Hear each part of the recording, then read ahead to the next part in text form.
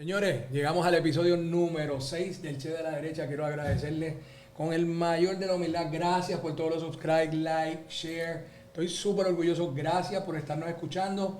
Hoy en el episodio número 6 estoy trayendo una amiga personal, pero aparte de eso, es la presidenta de la Asociación de Bancos, la Soimé Álvarez Rubio, que preside la asociación, es mi amiga y hoy viene a hablar de unos temas súper importantes en este podcast en el que les he dicho que vamos a estar hablando de cosas desde política, gobierno, deporte, hasta negocios. Y ahora que estamos en Navidad, pues queremos hablar de la banca. Y antes primero que nada, bienvenida, Soimé. Gracias, Che, gracias por la invitación.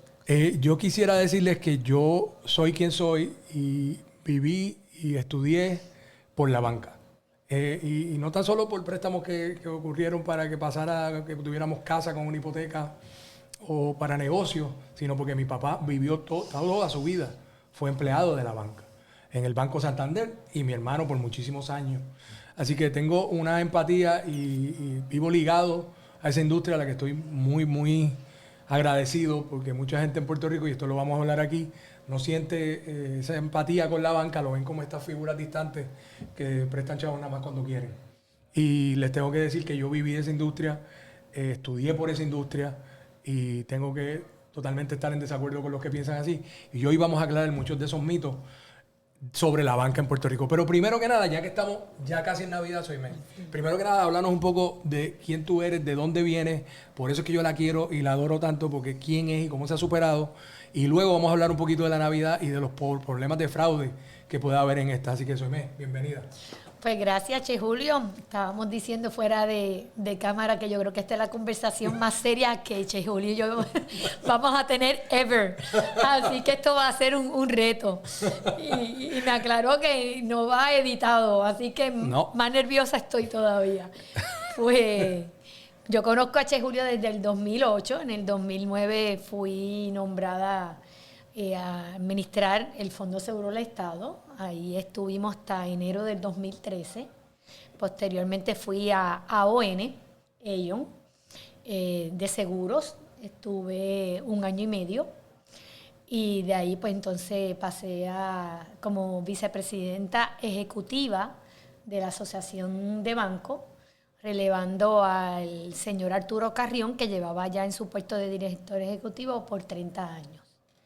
Así que mi nombramiento en aquel momento, 2015...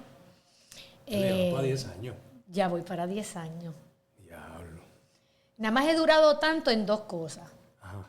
Uno, mi matrimonio, porque Hacho, ya son Hacho. 33 años. Y ya la segunda, mi trabajo. Así Punto. que algo se tienen que parecer los presidentes bancarios a mi marido, en algo. Y tu misión en el tenis, tú sabes que tú llevas muchos años jugando tenis también. Sí. Y no te quitas. No me quito Entonces, con todos los ahora dolores. eres la primera mujer presidiendo. Entonces, sí, fui la primera mujer como vicepresidenta ejecutiva y posteriormente, hace unos meses atrás, cambiaron los bylaws para poder ser la presidenta de la Asociación de Bancos sin ser presidente de una institución bancaria. La Asociación de Bancos se componía donde el presidente de una de las asociaciones que era parte de la Junta, precedía la Asociación de Bancos por 2 años y se iban rotando. Okay. Así que los presidentes me dieron ese voto de confianza y pues soy la primera mujer presidenta de la Asociación de Bancos. Tengo los mismos roles, los mismos trabajos, un poquito más de trabajo.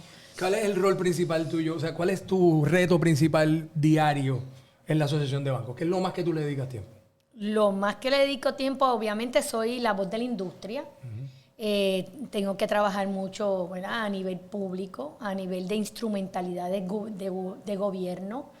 La Asociación de Bancos se divide en varios comités que son alimentados por personas que trabajan en los bancos miembros.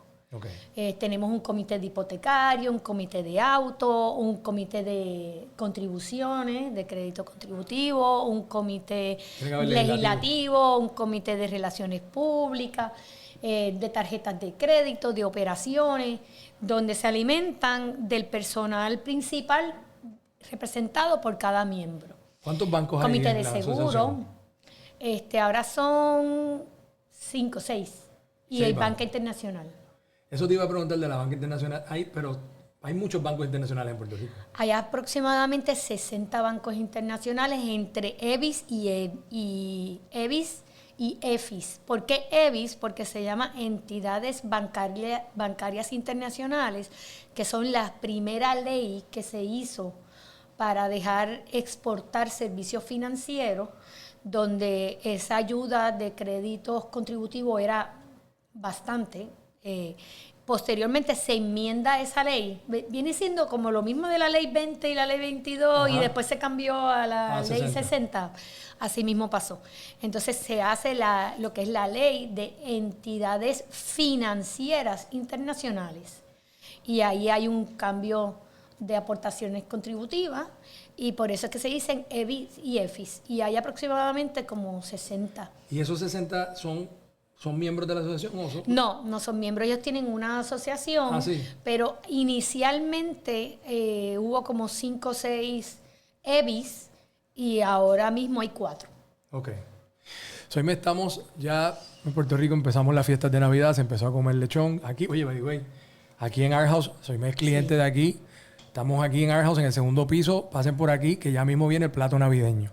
Pero ya que empezaron las Navidades, queremos hablar sobre el tema del uso de las tarjetas y lo que enfrentamos muchos comerciantes, que a veces sufrimos tanto o de gente con las tarjetas o hasta propios empleados de uno que pasan los fraudes con las tarjetas de crédito. Y sabemos que la asociación lleva una campaña sobre ese particular, y quisieras que educaras tanto a los usuarios de tarjeta como a los dueños de comercio para evitar caer en eso.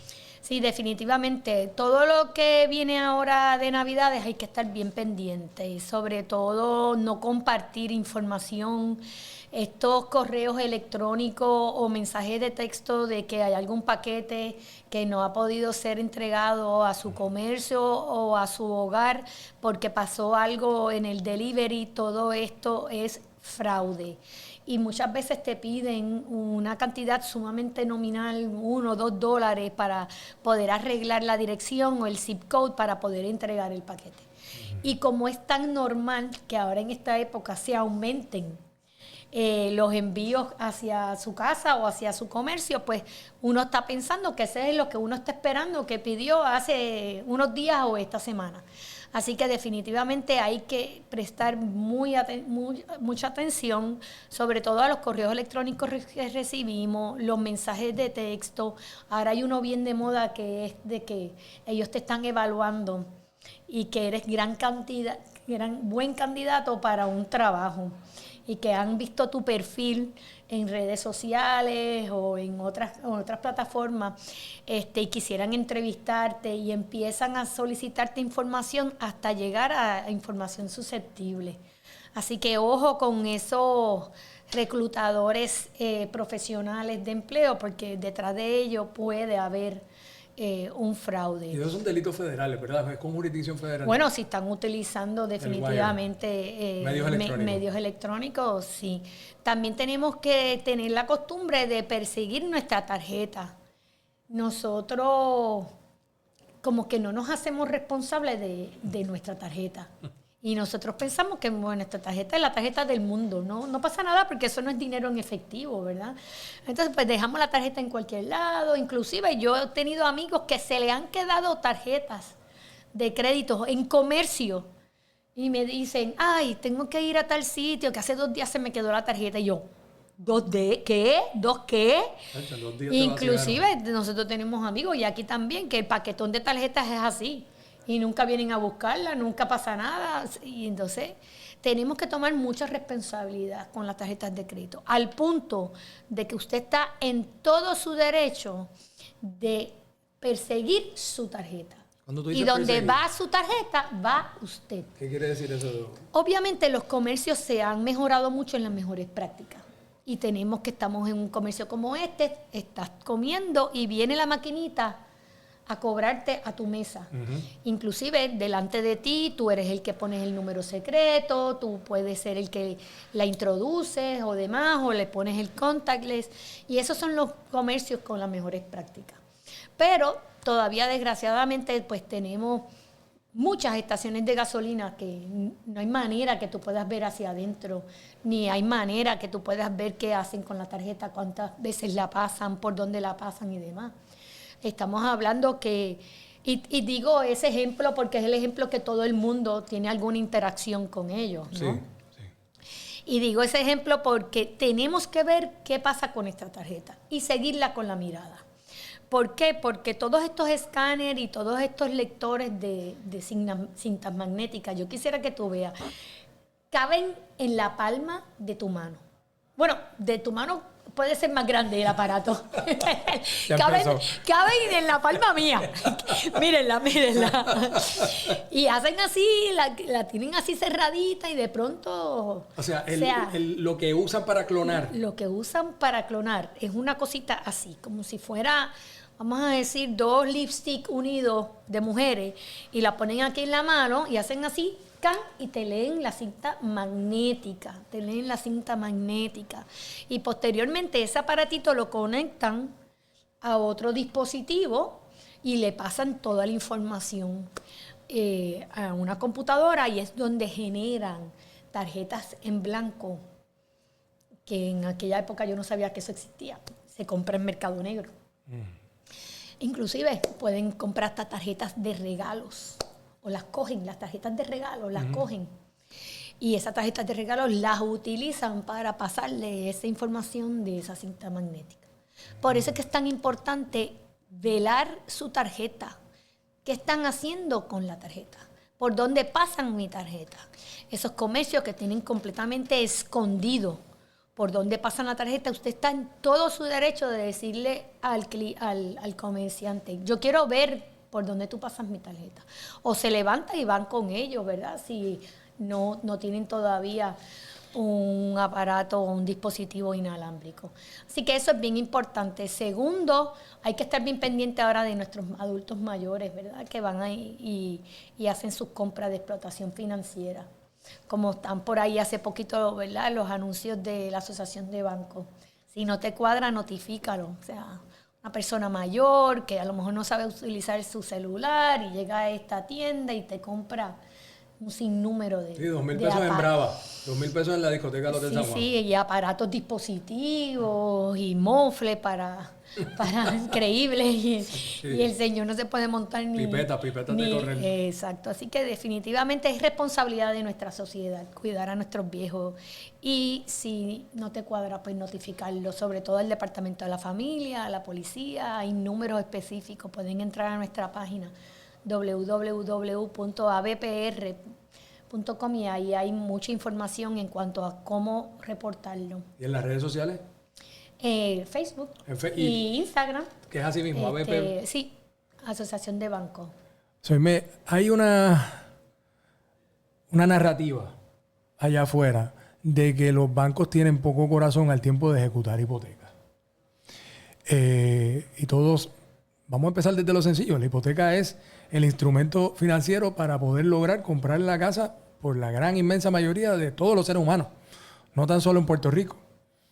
Yo quisiera que tú nos hablaras de cómo es que los bancos llegan a ese paso y cuáles son las estadísticas de si eso es realidad. Y te pregunto porque, habiendo estado en el Capitolio por 2 años, hace ya 20 años que me fui, pero vi mucha legislación a base de artículos de periódico que decían, suben las ejecuciones hipotecarias. Inmediatamente al otro día, 20 legisladores radicaban cosas para evitarlas, para que no pudieran hacerlas, para que tuvieran que hacer mediación, 20 ideas. Y yo quisiera que tú nos explicaras el proceso y además ese tipo de legislación, qué provoca sobre eso en los bancos. O sea, al ver los bancos ese tipo de medidas, prestan más dinero, entonces se echan para atrás y no prestan dinero. ¿Qué sucede? A nivel hipotecario, y yo te tengo que decir que yo no lo había visto de ambos lados, como lo veo tan claro ahora. Y podríamos hacer muchos más programas de esto.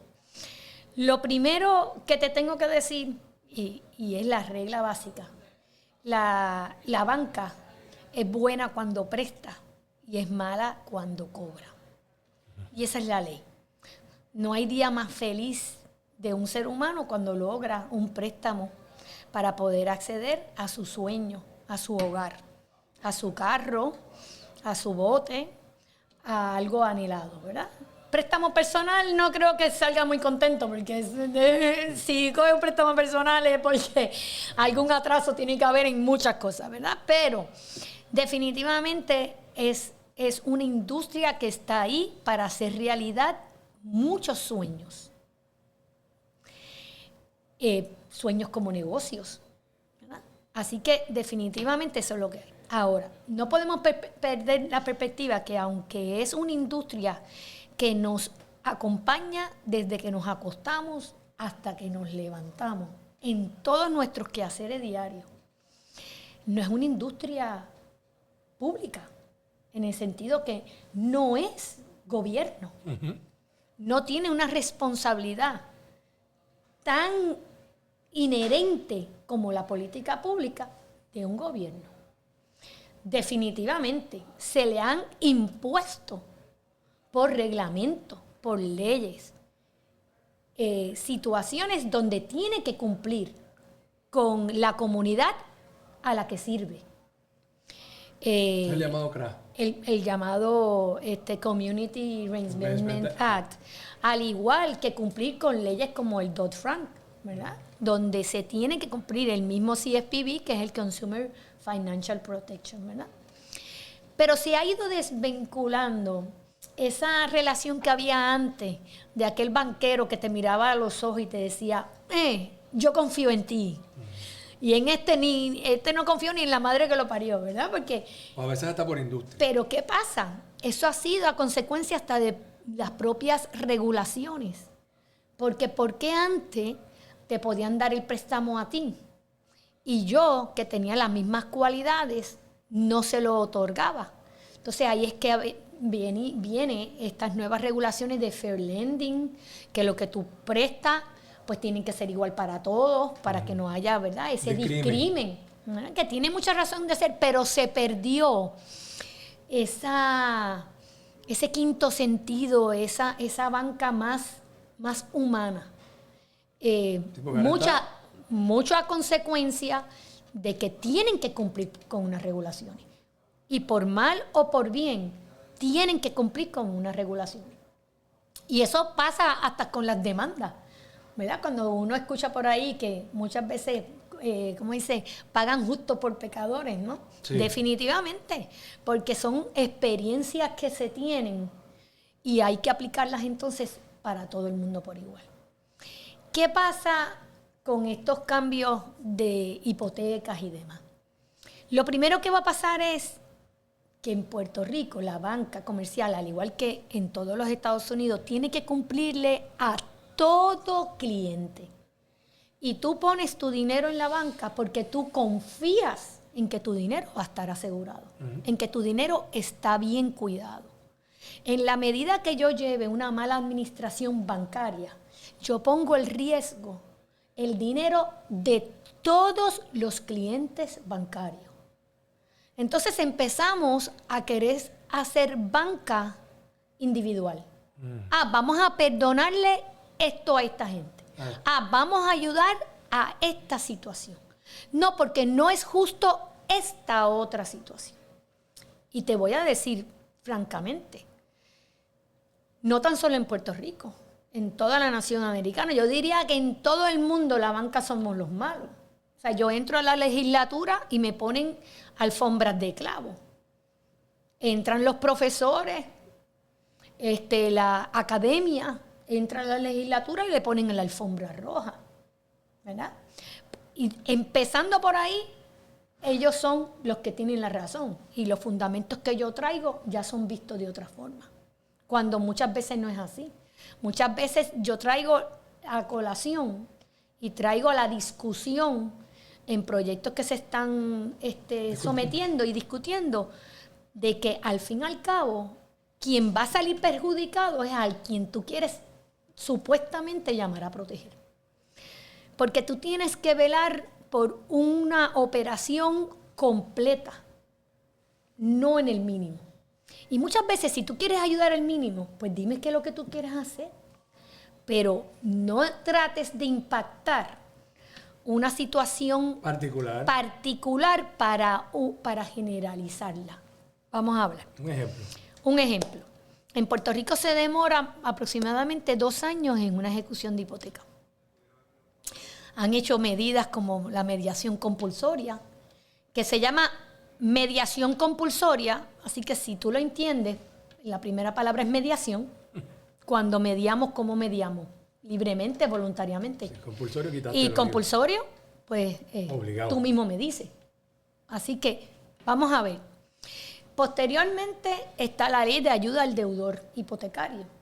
Están las leyes, tú eres abogado, las leyes hipotecarias, las leyes de registro, las leyes de procedimiento civil. Todo este tipo de leyes en favor de un deudor y también en favor de un acreedor. Y está nuestra Carta Magna, nuestra Constitución, que lo primero que dice es que no puedes interferir, ¿verdad?, en las obligaciones en contrato. Así que yo estoy llamada a proteger un todo. Y vienen entonces a ayudar a ese poco. Cuando vienen a ayudar a ese poco, estamos hablando que están afectando el 95% de las personas que están o pagando sus obligaciones contractuales o inclusive con mucho trabajo. O inclusive tú puedes cambiar la actitud de ese 95% por medidas específicas a ese poco. Por ejemplo, tenemos una hipoteca y tienes una hipoteca y tú no puedes pagarla. La ley te dice que hay mitigación de pérdida. Tú tienes que ir al banco, por lo tanto tienes que coger las llamadas telefónicas, tienes que contestar las cartas y tienes que ir a las instituciones financieras, no jugar al escondite, para presentarle a la institución financiera qué situación económica tú tienes. Y de ahí se parte a alternativas de mitigación de pérdida. Planes de pago, moratoria, una reestructuración de la deuda, o simplemente llegó el momento desgraciado de que tú no puedes contraer esa obligación financiera y puedes tener entonces una entrega voluntaria o proceder entonces al proceso de ejecución de hipoteca. Si tú y yo estamos en una urbanización y yo llevo 2 años tratando de recuperar lo que tú me diste de garantía, porque cuando se hizo la contratación estaban los términos claros. Yo te iba a prestar un dinero, pasaba a ser tuya la casa y tú tenías que pagar tanto. Ahí no hubo cambio de la banca. Que me botaron del trabajo, tuve una reducción de ingresos por culpa de la banca. Fui yo quien te cambié el término y condición. Jamás en la vida la banca va a ser el bueno de la película quitándole la casa a un proveedor de familia porque está enfermo, porque se divorció, porque se quedó sin trabajo, porque cambió su negocio. Jamás vamos a ganarle a eso. Y si me pones una persona mayor de edad que lleva pagando la casa, entonces tú dices, lleva pagando la casa 30 y pico años, pero como lleva pagando la casa 30 y pico años, sí, antes lo más que daban de hipoteca eran 30. No, es que la refinanció.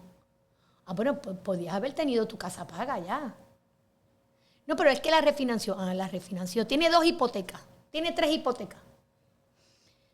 Pues estamos ahí.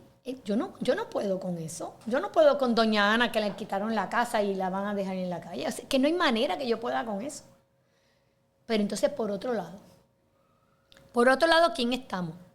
Estamos todo un universo de personas solicitando hogar, queriendo comprar casa.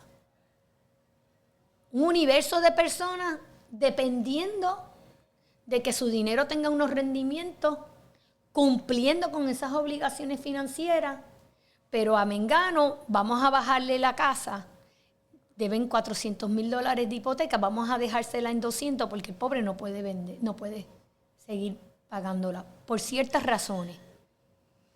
Pues yo mañana dejo de pagar la mía y siéntate conmigo a negociar igual, ¿verdad? Así que desgraciadamente hay que cortar por un lado. Ahora, yo no digo que el gobierno, Departamento de la Vivienda, el interés social, la política pública de un gobierno tiene que trabajar con ese otro lado. ¿Qué vamos a hacer con este otro caso? ¿Dónde están las posibilidades de desarrollo para echar para adelante esa otra persona? Entonces, las personas se quedan y presentan medidas para extender la coma. Yo le digo extender la coma, ¿por qué? Porque al fin y al cabo, tienes o no tienes los medios para ponerte al día. O tienes o no tienes los medios para poder cumplir con el periodo de pruebas que te di con esa nueva renta o esa nueva hipoteca. Pues mira, no la tengo. Yo quiero que tú sepas que hoy en día hay personas que están en un proceso de ejecución que no pagan un peso. Y están 2 y 3 años guardando chavos mensuales y cuando se sacan de su propiedad van y compran una propiedad. Ahora se le ha hecho difícil porque ahora no hay muchas casas, pero por mucho tiempo fueron y compraron una propiedad cash. Exacto, la compran cash. Fueron a comprarla. Porque por más que un juez quiera hacer rápido un proceso como tal, no hay forma de que ese un proceso de ejecución de hipoteca te coja menos de 2 años. Bueno, yo te voy a decir, los procesos en el tribunal es muérete primero. La condición es muérete primero. Y después entonces bregamos en el tribunal. O sea, estamos hablando que hablamos tanto de mediación. ¿Cuánto se demoran los casos para que los citen a mediación? ¿De qué estamos hablando? O sea, una de las primeras cosas que hizo el estado de la Florida, cuando vino la crisis inmobiliaria, en un abrir y cerrar de ojos te tenías que ir de tu propiedad. Y removió a todas esas personas que no podían pagar sus casas por personas nuevas que pudieron pagar sus casas y continuaron. Hoy en día Eso es libre mercado. Hoy en día yo tengo en mi urbanización, al igual que lo tienes que tener tú, al igual que lo tienen que tener los que nos están escuchando en condominios, en otras urbanizaciones, sin números de casas vacías que afectan el valor de las propiedades y de todo lo que redondea al lado de esa propiedad, sin contar la seguridad pública y la salud que hay en ese hogar. Sin contarlo, vamos a hablar solamente de lo económico. Y no se mueve. Entonces, muchas veces yo decía en mi urbanización que habían casas abandonadas. Yo lo que quiero es que la vendan ya. No importa si bajan 200,000 pesos de lo que yo estoy pagando por la mía. Pero en la persona que viene y compra, comienza a computar una inversión en esa casa habitable, que no sigue dañando la comunidad, que no sigue dañando mi inversión. Porque al fin y al cabo, todos los que tenemos propiedad, tenemos un capital ahí reservado. Que en Puerto Rico, eso es lo malo muchas veces. Porque vemos insultos que tú vivas de renta y en todos los estados de la nación es más la probabilidad de vivir de renta que vivir comprado, que tener un ownership. En Puerto Rico es más alto el ownership que el propio Estados Unidos. Y es una tradición por tener tu casa. Pero es una tradición cultural. Exacto. Eso no es porque tú estés mal. No lo es. No lo es. Entonces, ahora mismo hoy hay un anuncio en un artículo en el periódico, ¿verdad? De lo difícil de la compra de propiedades y demás. Y yo pregunto, ¿verdaderamente es difícil? ¿O es que es difícil tu lista de prioridades? ¿O es que es difícil tus características de lo que tiene que tener esa propiedad? Sí, si queremos estar al lado de tal sitio, tiene que tener tantos cuartos, tiene que tener guardia, que estemos cerca de tal cosa, pues definitivamente va a ser difícil. Ni yo tengo la casa de mis sueños, ¿no? No, inventario hay. Entonces, verdaderamente siempre yo le he dicho, ¿por qué no seguimos empecinando en una misma área? Cuando Puerto Rico es 100 por 35. ¿Cuántas personas tú conoces que estudian, que viven en Santa Isabel, que viven en Barranca? Yo trabajé muchos años en Bayamón de abogada, litigante. Antes de entrar en el Fondo Seguro de Estado, yo fui abogada litigante. Y en mi lugar de empleo eran de ahí bonito. Y yo me iba a morir cuando me decían que eran de ahí bonito. Porque yo era la que era la jíbara, que pensaba que después de Cagua se caía el mundo. O sea, y entonces, verdaderamente, si tú vives en contra del tapón, si tú trabajas en un sitio y te estabilizas y vives en contra del tapón, o vives hasta por tu cuenta, tú estableces tu horario. ¿Cuánta gente tú conoces que viven en Dorado? Muchísimo. Yo Dorado te lo regalo. Entonces, verdaderamente tenemos que abrirnos. Por ejemplo, estas calles. Ahora mismo el municipio de San Juan tiene un programa para tú poder comprar viviendas abandonadas. Que yo exhorto a la gente que entren al municipio de San Juan y se orienten.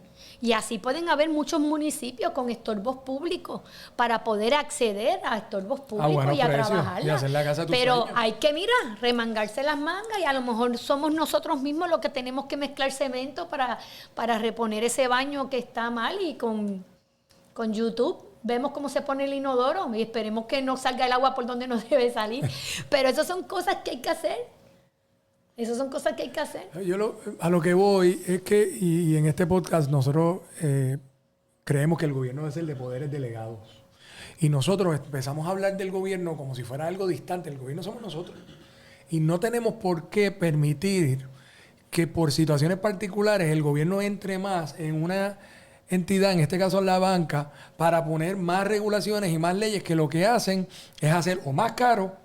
Porque entonces si le ponen más regulaciones, la gente entonces cobra más intereses porque hay más riesgo. Así funciona el mercado. Si hay más intervención, pues va a ser más difícil que la gente pueda conseguir dinero prestado para sus casas. Eso es lo que los legisladores tienen que entender. Que mientras más gobierno, más problemas están causando. En vez de ir a atender el artículo de periódico que le salió y ese día quieren hacer una conferencia de prensa, primero piense en cómo eso va a afectar. Y por eso es que Soy Me la traemos aquí, para que pueda explicarle, para que usted ahora en este cuatrenio tratemos de atender estos asuntos. Oye, de una forma pide una reunión, pero no tiene que radicar una legislación, porque la mera radicación de la legislación impacta a los inversionistas, que son los que compran ese papel. Esos préstamos se agrupan y se venden. Es todo un negocio. Y si ven que en Puerto Rico es difícil dar hipotecas o ejecutar, no van a dar dinero. Y entonces estás interviniendo para que la gente no pueda comprar sus casas. Ellos piensan, ¿verdad?, que uno se va a acomodar a todas y cada una de sus exigencias. Y lo que hacen es restringir el mercado. Y como tú bien lo indicas, para nosotros la Asociación de Bancos hay dos temas principales cada vez que vamos a la legislatura. Número uno, la capacidad de crédito. Y número dos, el apetito de inversión. Y ambas los acabas de explicar. Capacidad de crédito, ¿por qué?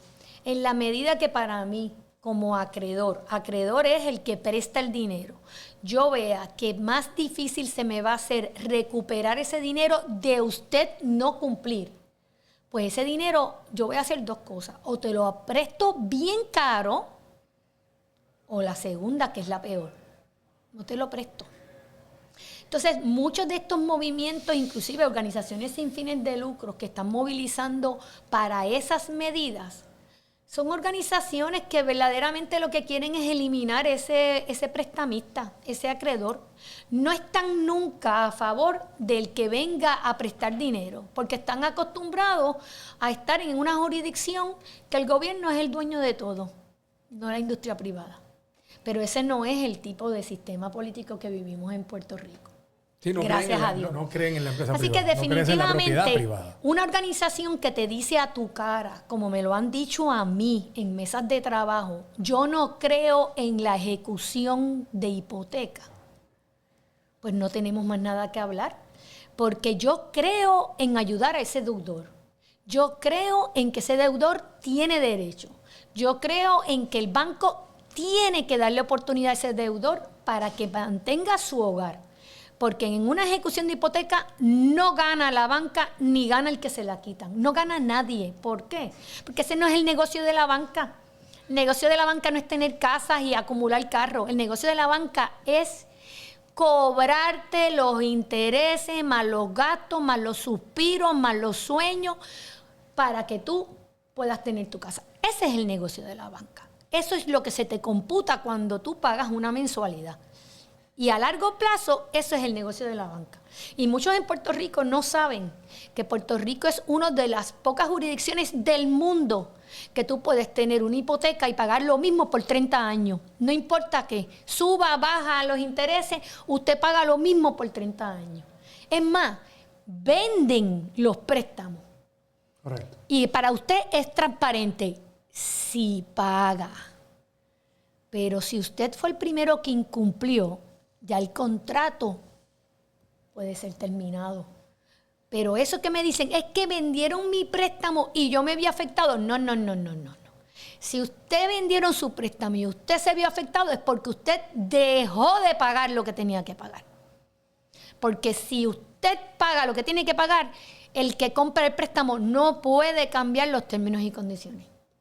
Pero cuando usted deja de pagar y incumplió la parte de su esto, entonces se puede acelerar el contrato y yo acceder a mi garantía. Me mencionas un término del que quiero hablar y de dos formas. Y dijiste la palabra crédito. ¿Cómo en Puerto Rico tenemos una tasa de desahorro? Eso quiere decir que el puertorriqueño gasta, eso se computa a base de $1. Por cada dólar que se gana en Puerto Rico, nosotros gastamos 1.30, creo que era el número. O sea, gastamos más de lo que ninguna jurisdicción del mundo que es exitosa económicamente tiene una tasa de desahorro. Nosotros sí lo tenemos. Y también somos los últimos en libertad económica.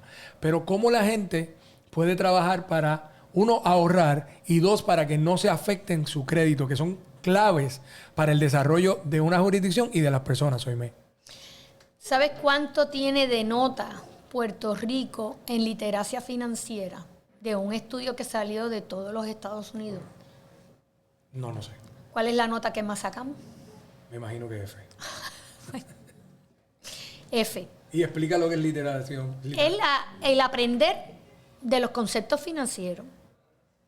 Estados que tenían F, por el simple mero hecho de hacer obligatoria clases de planificación financiera y de elementos básicos financieros desde temprana edad, ya subieron de F a C.